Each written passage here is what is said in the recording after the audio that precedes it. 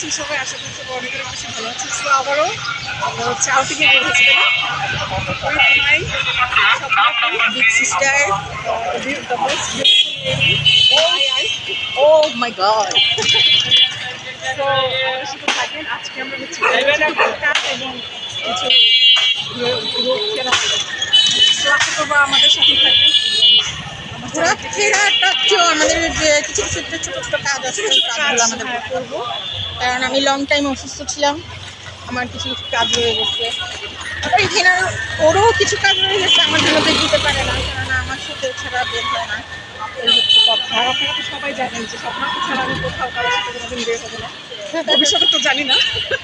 ভবিষ্যতে হাজব্যান্ড ছাড়া বের হওয়ার এটা হচ্ছে ভবিষ্যৎ।